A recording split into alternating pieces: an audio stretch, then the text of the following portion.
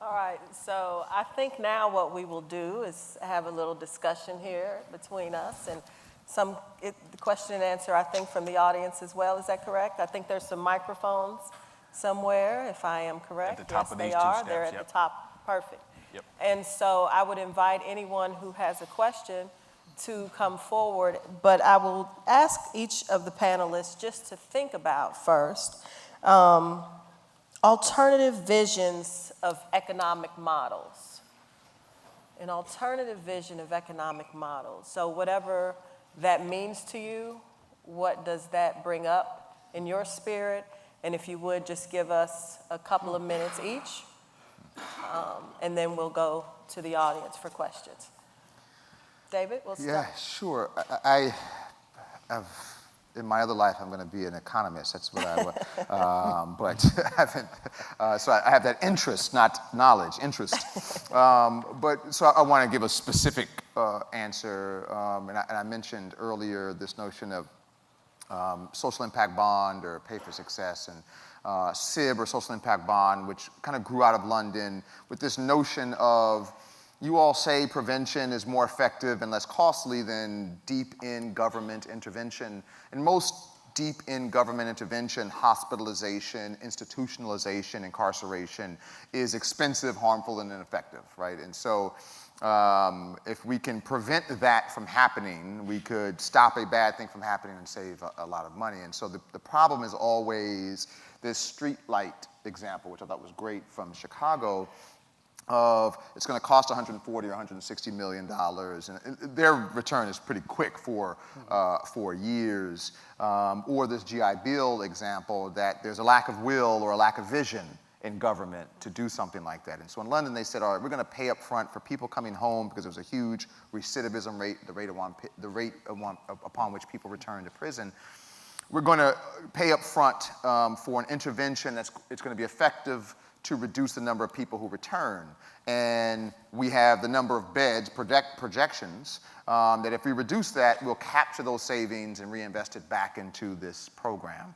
And it's shown effects. And so there's been some pilots in America and New York with Mayor Bloomberg and other places. The state of Massachusetts has done one. The implementation has not been, the term has been changed to pay for success. And so what we've done in America, instead of reinvesting the savings, we've just put money up and said, if you reach this outcome, we'll pay you for your success, which is a great way to do contracting. I actually think it's good. But what's better is if I have an effective program that really reduces the number of people that goes to county jail here, and then we should be able to reduce the sheriff's budget, right? The problem is the sheriff's political power will say that, nope, you're not going to reduce my budget, right? And so, but if we had a different vision to say, we will reduce foster care placements, we will reduce, in Fresno, California, there's a version of this that they're looking at asthma hospitalizations, that they realize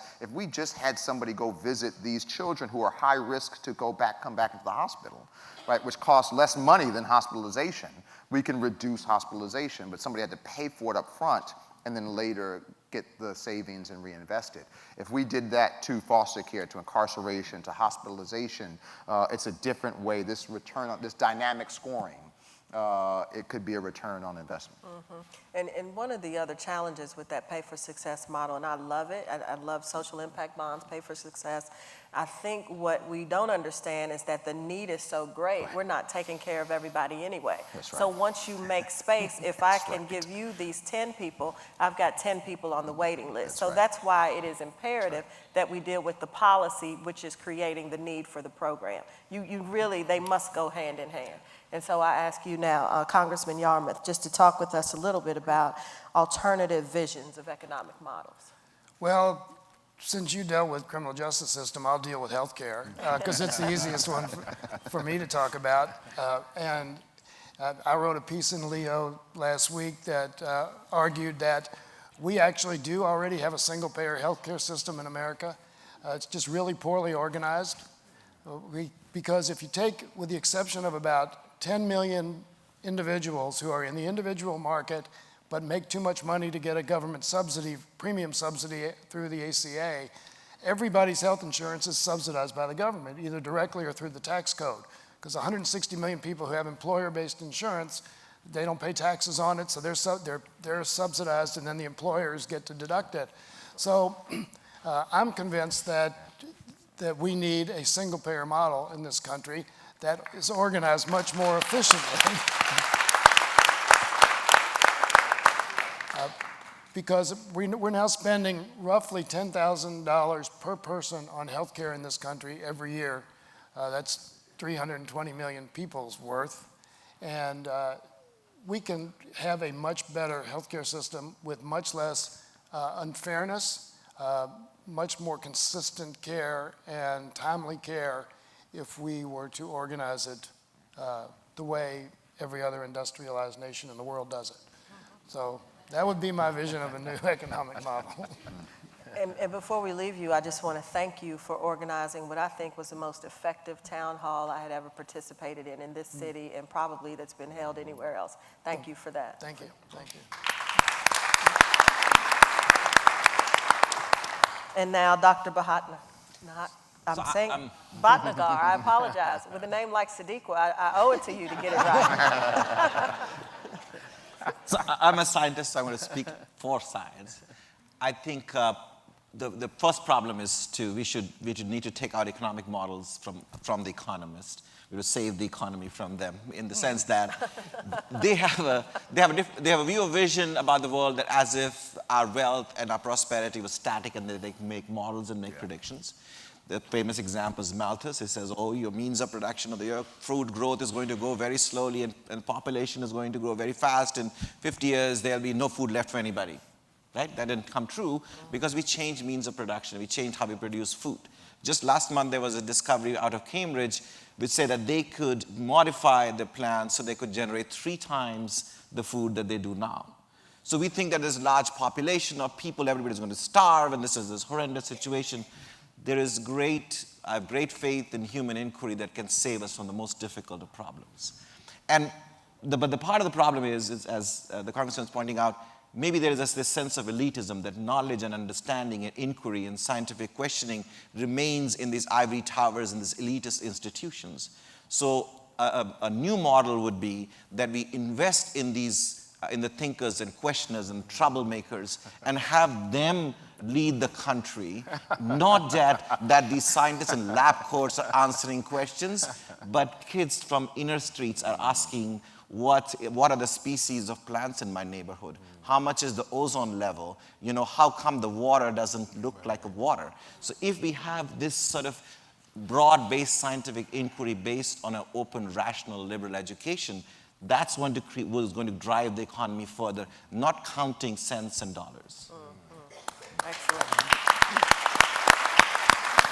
So as we get people coming up, I had so policy has been mentioned a number of times. Sadiq was talked about it, David, and I even think the doctors talked about it. And when you talked about the GI Bill, Congressman, and I think it was a great policy, but it did not have the same impact for everybody who qualified for the GI Bill. So when we think about policy design is one thing, but the implementation of it. So how do we have an equitable policy agenda in the time and age that we're in, learning from the past when we think about some of the policies that passed. And I think when you brought it up, David, when we talked about, now we want to have a public health conversation around what we're doing. Because I think when we talk about the heroin epidemic and the public health approach we're taking it on one side. We're taking it on those who are addicted to it and using it, but I believe those who are selling it are not going to have this public health approach, and we know that that's all connected. So just when we think about policy, how do we help the community and the elected officials do more equitable policy agendas? Right. You're looking for an answer. Yeah, I don't know if there is one. I just wanted to put it out because I think when you mentioned the GI Bill, it struck me that when we look at that, it did build a middle class, but not for all of those that served. So we want to continue to not have that same conversation. So I don't know if there is an answer, but I just wanted to put it out. But it ought to be a part of every discussion Yes. that we have about any policy we try to implement, right? And I was just going to say, the professor earlier said, one word, education. And I think that the GI Bill, which obviously was about education, and people come in, and from my understanding was way larger than they expected when it was when it was passed. That far, far more people took advantage of it, even though it was not even provided to the full breadth of those who were eligible. And New York State recently announcing free version of free college tuition, and obviously that was a big part of the presidential campaign. But as we look at education, and even as we talk about, Ta-Nehisi Coates, this great author who has written beautiful books and articles, and one of his, initial breakout articles was about reparations, and although a scary topic for a lot of people, when you looked into it, he talked about Chicago and housing policies and redlining, but when we think about what is repayment, the biggest piece is really around education, right? If you look at, and to keep harping on my subject here around criminal justice, there was a study done in California, and I think this is probably true everywhere in the country, a study of state prison inmates, and it said the one thing they have in common more than anything else wasn't income level, wasn't ethnicity or race, wasn't where they came from, it was low educational achievement and attainment. More than anything else was pretty universal, right? And so if we think about the challenges of poverty and the cycle of poverty, this notion that education is, and higher education is not an entitlement or shouldn't be so incredibly expensive, but is the way, right? So there's this discussion of, well, we need UBI in the future, universal basic income because of automation. Really, we need universal, like we need universal health care, we need universal education. Mm-hmm. So, yeah. Absolutely.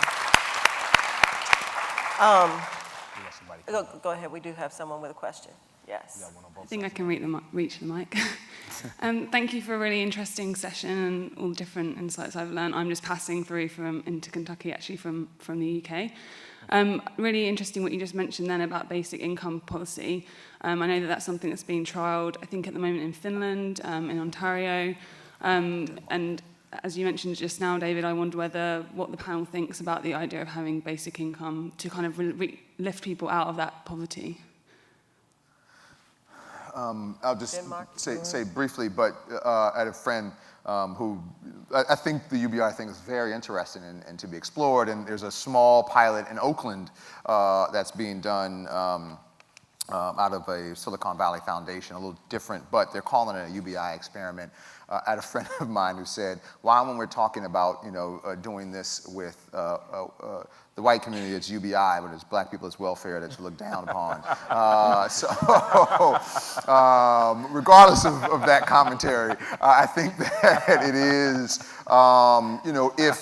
if we're getting to a point in 40 or 50 years where automation and globalization just really reduces the employment rate, then we have to look at what this other alternative economy is going to look like. And I think UBI is something that we really need to look at. I know in Denmark there is a larger kind of pilot of it. The numbers look untenable in America to give everybody, right, regardless of income. But it's something we have to begin certainly exploring. Anybody else? Yeah. I mean, one reason for the income equality was there was a limited amount of natural resources that were available, and the economy was based on natural resources, how much oil you could get and how much gold and silver and diamond. That's part of what made this country great, part of what made other parts of the world great. And there was a big fight, as you know, for many centuries about who's going to garner these natural resources. And some of us think we're still fighting, but go ahead. We're still fighting, yes. But the fight is different now. The most precious capital we have is not gold or silver or land or territory or mining or oil. It's people. And we have come into a different phase of economy where the human capital is so much more important than the raw earth.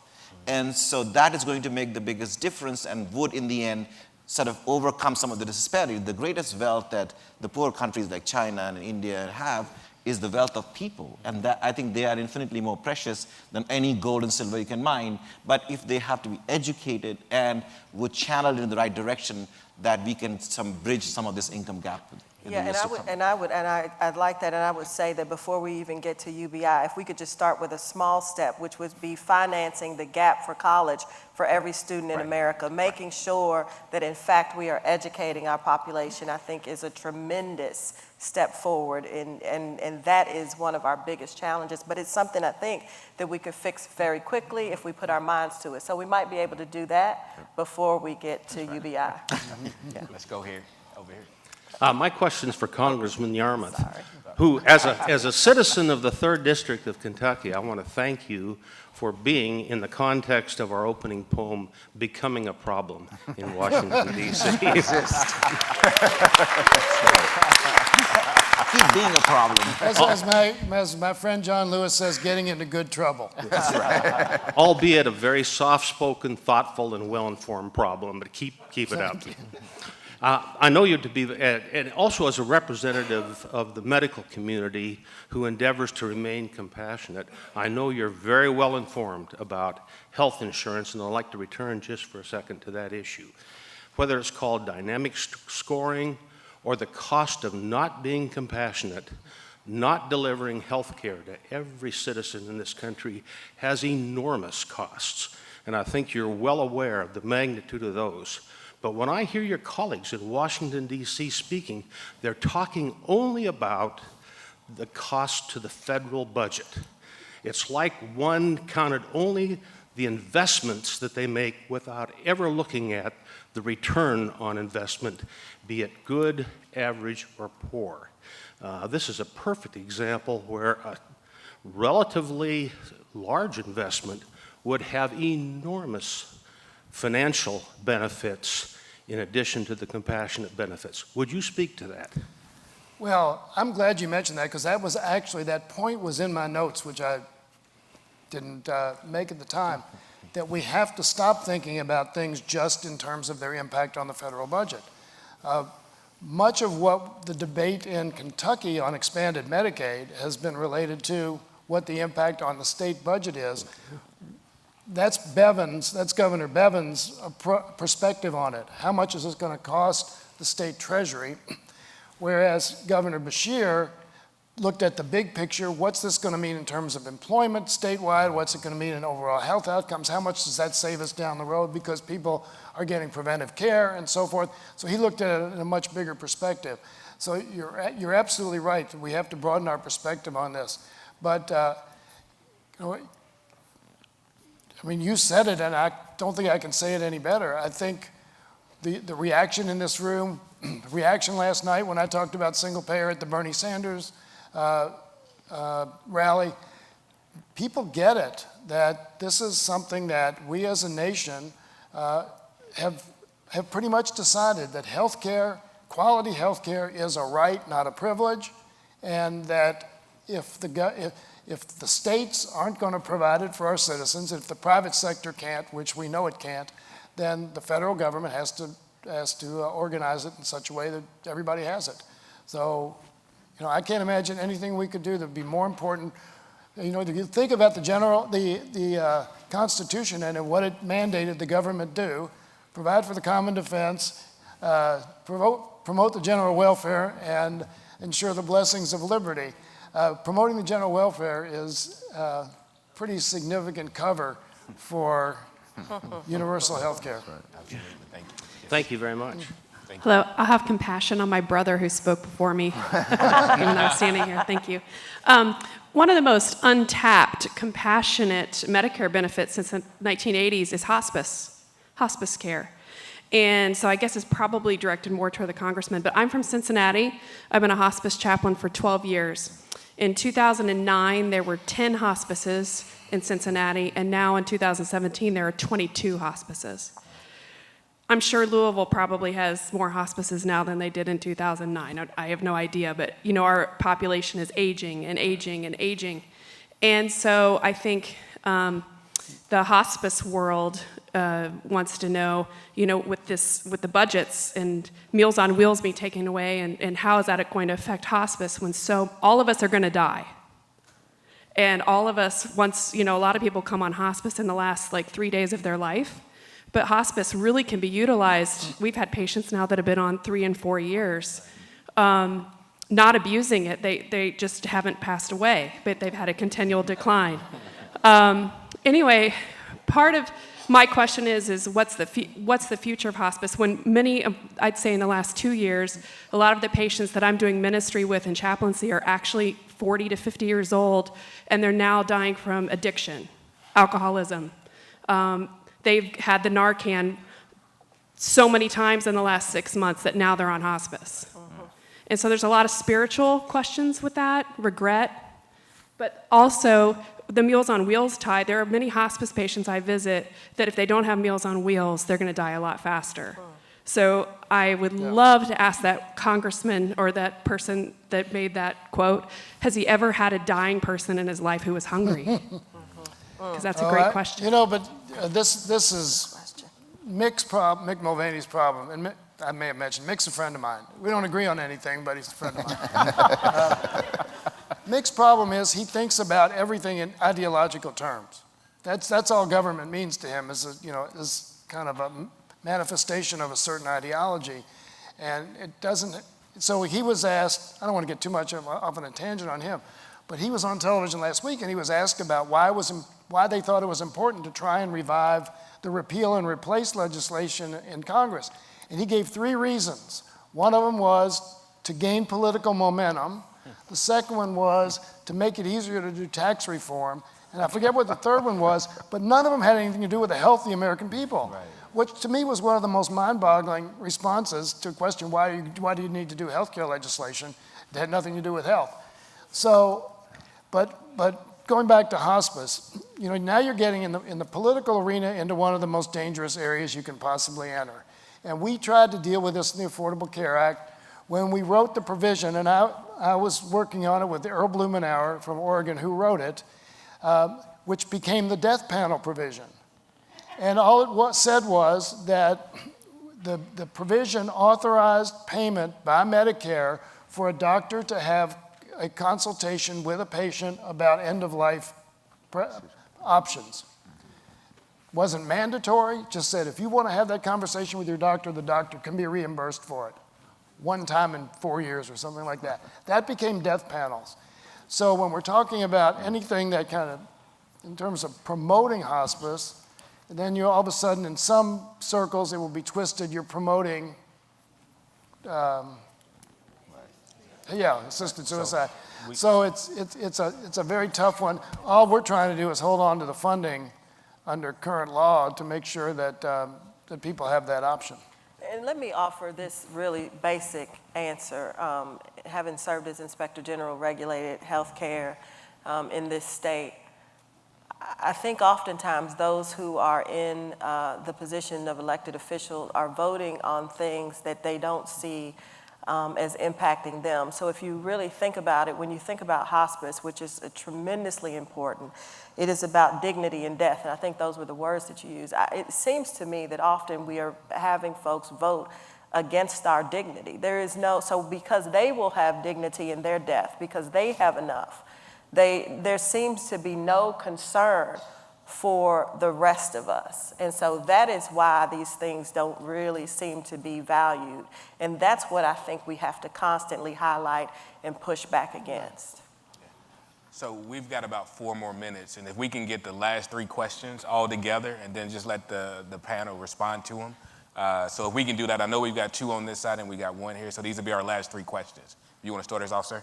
Well, I'll go very quickly then. My question is for David. In relation to the economics of incarceration, it does seem that we have areas where profit motive drives incarceration rates and spaces that are populated by private for-profit prisons. And I know you broke out, state versus local versus federal and everything, but could you speak to that a little bit about the economic driver of incarceration? Yeah. Thank you. Hold on, let's get the other 2 real quick. That's for you though, David. I want to speak to prevention. I think, David, we have the cartel here in Louisville. They just arrested somebody who was connected with the cartel, and that's why we have an increase in death, because we do have and what are the laws doing about that? Also, I think that we have laws that have created your Johnny up there, whoever he was, because they paid for so many years, all these women for all these different programs, so they chased the men away. And so these were immoral laws. Now, what are you talking about when you talk about compassion? Mr. Yarmuth, what kind of compassion? Are you saying moral compassion? I think we need moral compassion in Washington, because I was an educator for many years, and the children who do the best are from intact families. We need laws for no-fault divorce. It's horrendous. We have immoral pollution. A third of our population has sexually transmitted diseases. That's 100 million people. Talk about pollution. Horrific. This is horrific. We need moral laws that are being passed. And also, if in a very healthy environment is a farm. We have so many farms in Kentucky right now because people are 60 and over, they're retiring. But there's no incentive in Washington. Where are the laws that you're passing? Where are the tax incentives for these young people to take their families to these farms? The people that are buying them are the rich people that you were talking about, the 1%. They're buying the farms in Kentucky. And they're mass producing, they're reselling them at horrific, wonderful profits. So where are the laws, Mr. Yarmuth? Where are the moral laws that will help our communities? Can we get one more point from you before we move on? Were you good? Well, that's... Where are the moral laws, right? Right. Thank you. Yep. Absolutely. Yes. I have a question that probably doesn't have a good answer. So much of what we talk about doesn't so much revolve around knowing what's the right thing to do, because we all know what's the right thing to do. It revolves around the economic repercussions and implications of what we do. And when the things that we've talked about today, improving health care, improving environmental quality so people have a better quality of life, keeping people out of jail, those are issues that have a more diffuse result. They have a result that benefits society as a whole. So I'm benefited if Jimmy doesn't go to jail because he took the briefcase. But I don't see that physically in my life. I can't look at my checkbook and say, oh, here's my benefit. I got $5 because Johnny didn't go to jail. So people who can do the abstract reasoning to say, here's what the costs are of how we do things, and here's the benefits of doing something differently. Okay, I see why that works. I'm on board. Well, what do we do with the large segment of our population which does not really seem to be very interested or able to do a lot of abstract reasoning? And they're much more influenced by what they see on television or what they read on a alternative news website, let's say. It'd be different if we were operating at a budget surplus in our country, because then we could say, hey, for every 1,000 fewer people we have in prison, we're going to give everyone in the country $100. We're running a deficit. So what can we do to make the benefits of these compassionate social changes more apparent to the average voter who only has one vote? The people who are orchestrating most of our laws and regulations have very good ideas of what benefits them and what benefits their constituents who make campaign donations. But what can we do to make this more obvious to the person who's really going to be benefited? Yeah, you can start. Yep. So I'm going to answer the last one, then you can go ahead with that. So what do we do with people who are not abstractly grasping the complexity? And there is a very old story we talk about faiths. It's about an old story from the Hindu, and the Lord Shiva made the world, and then his wife Parvati came to him and he said, God, you made this world. There are some people who are these rational, thinkers, and they can think and meditate and know the complexities of the world. What about the rest of the world, the 90%? So Shiva said, well, they can just sing and dance. But there's truth to that. There's truth to that. What we have to do is, if we cannot convince people rationally, and we shouldn't leave no stone unturned, is to write poems about it, make movies about them, to convey to people on a human level what it is to grow up in poverty, what it is to be an abused parent, and what it is that makes a difference to a human life that you can relate to. And that was part of the things that have made a difference. We couldn't have legislated equality or gay rights unless we put the shows on television, every show has a gay person in it.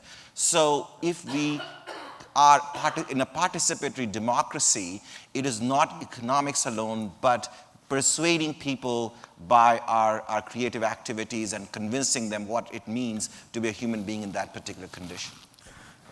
So I'll say a couple things very quickly. So I was going to say same storytelling. We've got to do a better job at storytelling. I like data, I like numbers. That doesn't move people, unfortunately. I don't know why. But we've got to do a better job with storytelling, hence I talked about Johnny. And so I have a friend, Scott Budnick. He was executive producer of the largest grossing comedy in the history of America, the Hangover movie. He is now reformed, and he has dedicated his life to telling stories around criminal justice reform and has a new production company about to start doing that, so storytelling.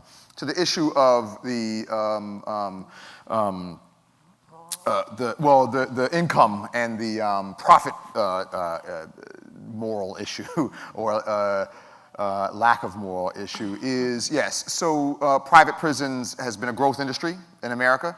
And companies like Jail Group and Correctional Corporation of America, which are publicly traded and you can buy stock in prison, and these are horribly and horrifically run institutions. And so if you want to, cry yourself to sleep at night, there's a long but great article in Mother Jones a few months ago. A reporter who went to, I think it was Louisiana, and got a job as a correctional officer in a private prison. They didn't know he was a reporter, and he spent several months there and then wrote about it. It's just horrifying. But the caution here is private prisons really grew as a reform. Right, the federal government said, we can't do this correctly. We're messing up. We're horribly run prisons. We need to, business knows how to do it. And then you had the profit margin, right? So you give a block amount of money, and they're going to figure out how to do it for the least amount of money possible in order to increase profit. And so now, the one thing I'll say about that is it's one of the more horrifying things to talk about, but quite honestly, it is a small portion of the people who are in prison, to be honest, right? The other profit margin, which is jobs, is much more difficult for us liberals to deal with, to be honest, because the people who often oppose the reform to reduce the size of the system are our friends in public unions, right? And so, and that's just something we have to grapple with, right? And so correction unions often fight reforms. Teacher unions fight some education reforms. And so I think that we have to start off with a base of teachers, people who do, primarily teachers, but also correctional officers, they need to earn a good wage and have good benefits and protections, and let's just all agree with that, but then let's talk about reforming the systems as well. That was it. Just add a couple things. One is civics education. This in relation to the last question. They did a poll during the campaign last year, so this is very timely. 47% of the American people did not think that Medicare was a government program. 35% of Americans didn't think Social Security was. So we have a basic lack of fundamental understanding of what the government does and doesn't do. That's not an easy one. I've said for years, we don't know how in this country anymore to have a thoughtful discussion about complicated issues. Yeah. We've got to figure out how to do that. I don't have the answer. As to the question of morality, this is pretty dicey when you get into public policy making. The most obvious dichotomy is those people who are anti-abortion and pro-death penalty, both on a moral position. I think every decision I make has a moral component to it, but it's my morality, and it may not be yours. So I prefer to think of compassion rather than morality, because morality is something that, again, gets into areas that really, everybody in Washington thinks that their morality informs their decision, and sincerely believes that. And I don't doubt it. Well, I do.